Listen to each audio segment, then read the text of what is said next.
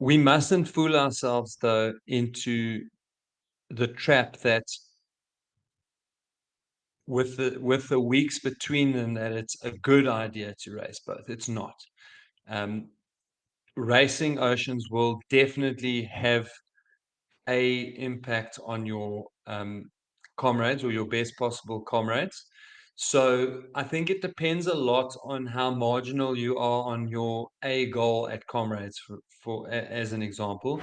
Welcome on to the next edition of Up. It is another big week in the build-up to Comrades. It seems like the ultra world will be descending on the mother city with two oceans happening in Cape Town this weekend. My name is Brad Nadauld. We've got the official Comrades Marathon coach, Lindsay Perry, with us once again. How's it, Lindsay? Nice to touch base. Yeah, very good touch base, and looking forward to seeing you in the start of Slop soon. Yeah, absolutely. And the good news is we are still on the Comrades Trail. We didn't cause too much upheaval with our April Fool's prank last week, thankfully. You still are employed, which is good.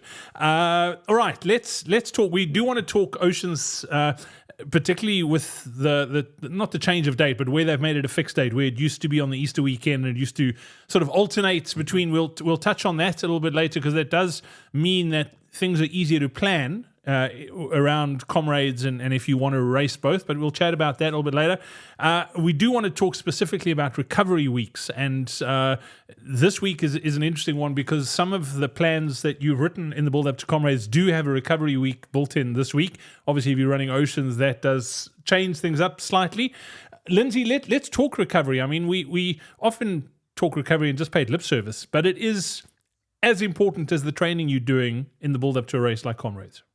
Absolutely, and we do spend quite a lot of time on webinars, on the road shows, and near the beginning of this series of Up a few months ago now, we did, we talk about the basics of why is recovery important, and it leads to improvement, etc., etc. But this recovery week is literally the cornerstone of it. I mean, it's like it's that theory in practice, if you like. So we're going to train. We generally train hard for 2 to 3 weeks, depending on getting the balance right around the big qualifiers and the races that are in South Africa. But recovery weeks are really just such a crucial element of that. And what happens in the recovery weeks is that we are trying to give your body an opportunity to recover and to build up and to get stronger from the previous 2 to 3 weeks of really hard training. Now, when it comes to Comrades, that's not just physical recovery. That's critical. And if we don't allow the physical recovery, then you're not going to improve. You're going to get sick, you're going to get injured.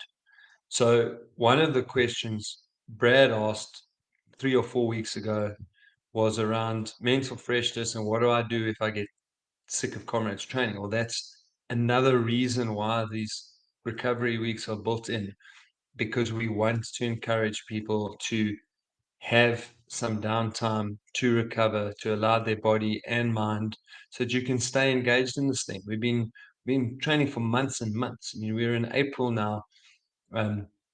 Most people started training before January, but most people have literally been going at it since the beginning of January. So the recovery weeks are just so important.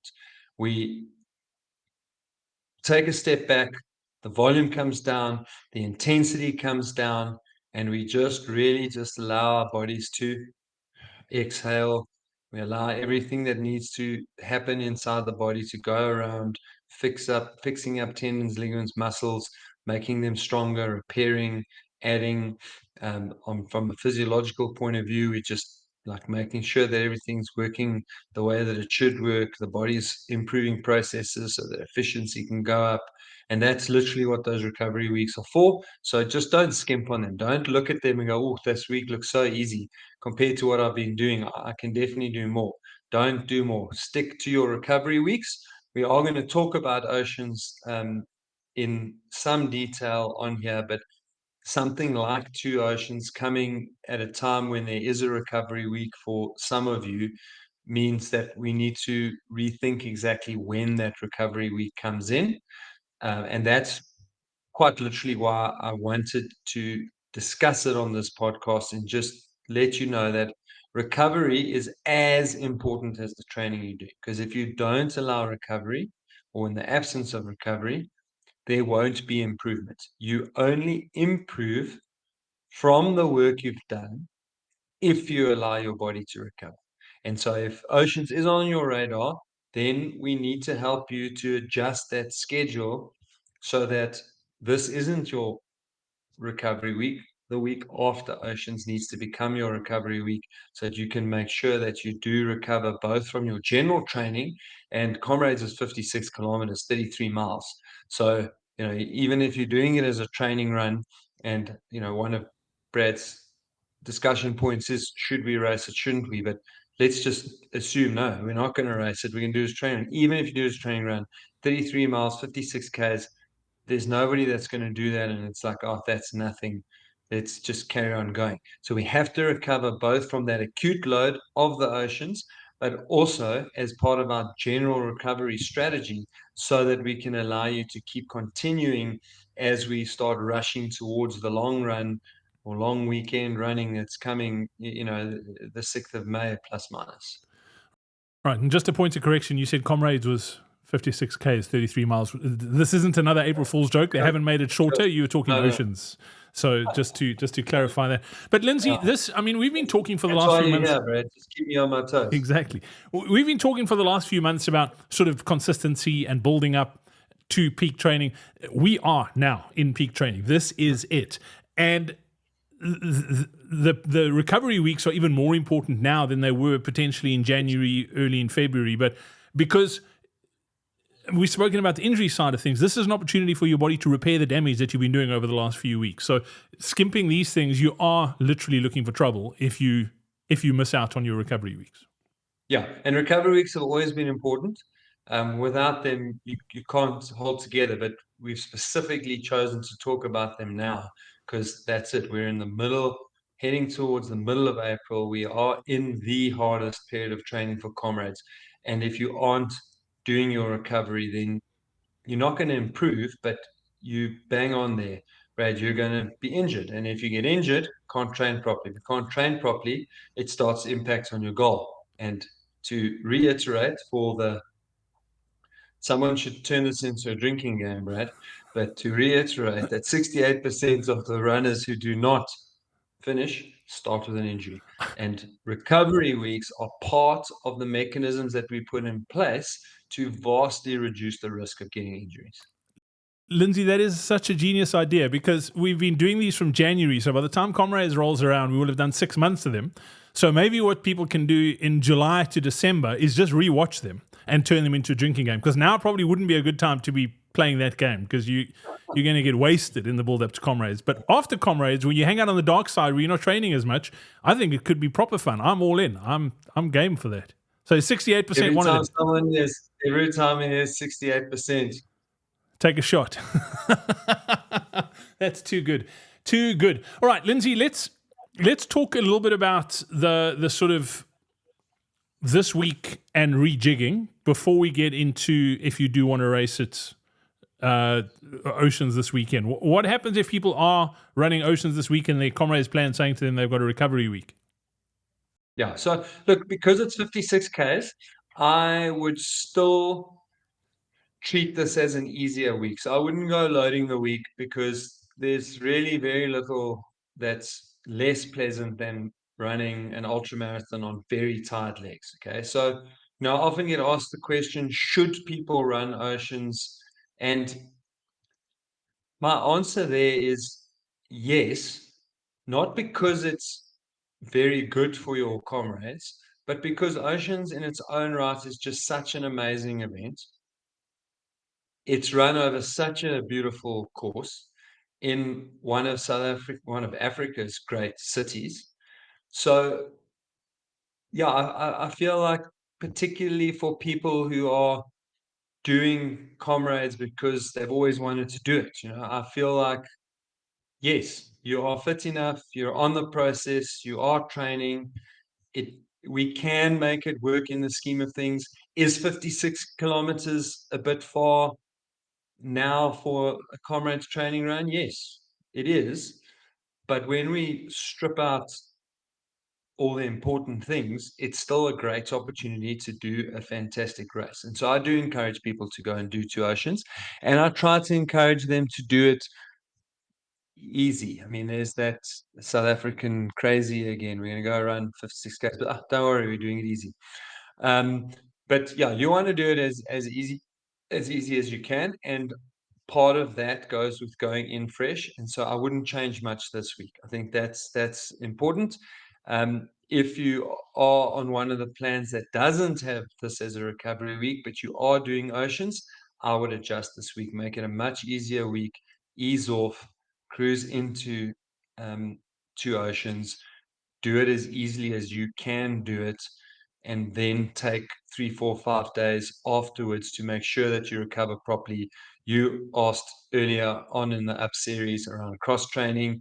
Well, next week will be a classic example of when that would be really good to do a bit of swimming and some low intensity cycling or something similar to recover from 2 Oceans, and then we get back into our training for the very last push towards the end of the first week of May. But yeah, that's how I would look at dealing with 2 Oceans. And yeah, if I was doing Comrades, would I do Oceans? Probably.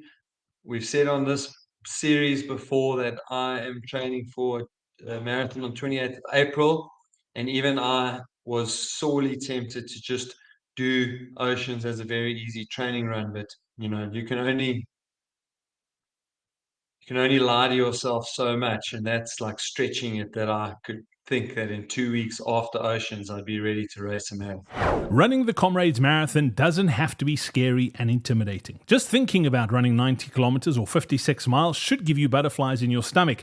Add to that the hills you have to run up and down, and having to do it in under 12 hours. The thought of it is enough to freak the most seasoned runner out. Never mind a newbie to ultra running or a Comrades Marathon novice. As much as Comrades is a physical challenge, it's just as much a mental challenge. The constant mental gymnastics of second guessing yourself takes its toll.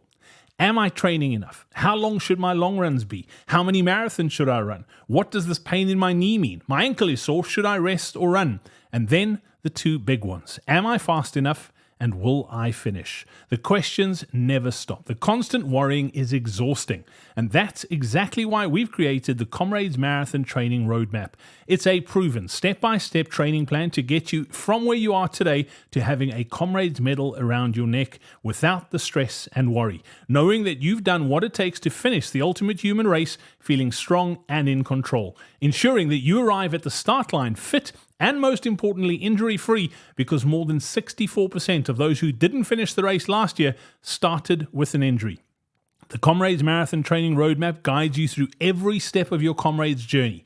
Training, qualifying, tapering, and race day. We've got you covered every step of the way. Simply head over to coachparry.com/up to get access to it now, or simply click on the link in the description. That's coachparry.com/up. Now back to the podcast. So Oceans is an interesting one because it lulls you into this false sense of security to start with. The first half super easy, nice and gentle, and then you hook a right at the traffic circle in Fishhook, and then the real work starts. Nice little bump, and then you cruise through to the bottom of Chappies, and then it can get ugly pretty quickly, even though it's probably one of the most beautiful stretches of road that you can run on. So it's easy to get carried away because we spoke about last week being as fit as you've ever been. Ocean's first half of Ultra, you cruise through halfway, you think, wow, this is a breeze. Like and then all of a sudden you realize that it's not as easy as you think it was. Let's talk about racing this thing. You talk about running it easy. What if somebody has ambitions to race Comrades? Maybe they want to get a double silver, as an example. Those are definitely the people who don't have friends. What are your thoughts on racing Oceans and then racing Comrades? Look, it's in a new home, so it does lend itself to the possibility of that. We mustn't fool ourselves, though, into the trap that with the weeks between them, that it's a good idea to race both. It's not. Racing Oceans will definitely have a impact on your Comrades, or your best possible Comrades. So I think it depends a lot on how marginal you are on your A goal at Comrades, as an example. Having said that, for something like a double silver, if you're good enough to get a silver on Oceans and you actually get a silver on Oceans, you will get your silver at Comrades. Would it be as fast as you could have run? Not a chance, because you will wreck yourself running silver, and then you will have to recover from that. And even if you really recover from that, and I am talking from experience, I've done it twice, you line up, and within the first 20 Ks of Comrades, you can feel that your legs are tired. No matter what sort of taper you do, you can feel that your legs are tired. So yeah, it's not ideal, but it's definitely better than it often is with, Two Oceans used to be on Easter, and so it would float up and down. Now it's at a fixed point. We can plan better for it. We know it's going to be the same every year. And the gap is big enough that you could run both hard, just accept that you are costing yourself um, 15, 20, maybe even 30 minutes on Comrades Race Day. That's the reality of it. And I think what's much more important to discuss around that is, okay, I want to race Oceans. I'm okay with the consequences of impacting on my comrades. What does that mean? Well, that means that you have to take a full week off. You can do some very gentle swimming to try and get some blood moving through your limbs, but you want to be off. You are, if you don't have access to swimming, you can jump onto a spinning bicycle with no resistance. So we're moving the legs, but we are doing no work. We're literally just doing this as an exercise to get blood through the system, because it's not like a huge, you're not doing it to get a huge training benefit. What we want to do is absolutely limit the amount of damage that's done. So there are things like ice baths will come right into play, compression garments. That's the kind of stuff you want to double down on. You want to eat really, really well straight after the race and the days coming out of the race. So really, for 1 week, you want to supercharge your recovery like you're an elite athlete, a professional athlete doing this for money. Then you're going to have a very casual week of training. Then you'll do 3 weeks of good training again, ending off with like a 40 to 45K. You won't do another ultra after doing the 56 if you've raced it, and then you'll taper into Comrades. So that's how you'll manage it if you race it. And please just, again, accept that, I know we'll get this. I'll get, like you said, I could race Oceans and now I'm like dead, or I had a terrible Comrades. Yes, it is going to affect your Comrades, but you could give a good account of both where it is. That doesn't mean you should. Yeah, just because you could doesn't mean you should. That is great advice. Lindsay, let's talk about, with it being where it is now, and this will obviously impact future Comrades too. Is it too far out for this to be your long run in the build up to Comrades, like your last long run? Do you need, even if you don't race it, even if you run this thing super easy, do you still need to put in another long run in the build up to Comrades? Yeah, so look, it's too far out to play the role of that final injection of fitness, like the 20-miler marathon 20-miler equivalent. Okay, it's too far out for that. But to be honest, we don't really need a 50 to 55-kilometer run to do that. The biggest role that 50 to 55K run plays is in your belief and your ability to go, okay, I finally know what Comrades is going to, or I've got an idea of what Comrades is going to feel like now. And yes, I think I can go ahead and do the extra 31, 32 kilometers and get to the finish line. So that's the biggest role that 50 to 55K run plays. And to that end, yes, Two Oceans is very appropriate for that.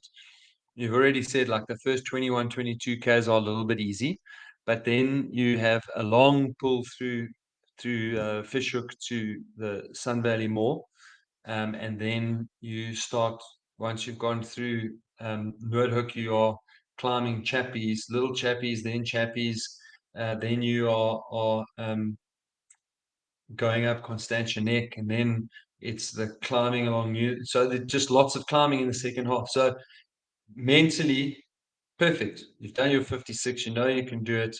And so what I wouldn't say is necessary is to now on top of that go and do another 50 to 55 kilometers. Okay. I've run silvers for both. And when I raced Oceans, I did 45 kilometers as my final long run, 4 weeks from race day. And so that's the other thing with the timing that comes with two Oceans. It does mean that you're going to push your long run to 4 weeks before Comrades. And so again, for everyone that's slower than a silver medal, to do 50 or more kilometers 4 weeks from race day is madness. You don't want to do that. So that kind of pushes all of us into a position where we probably should be doing 40 to 45 instead of the traditional 50 to 55.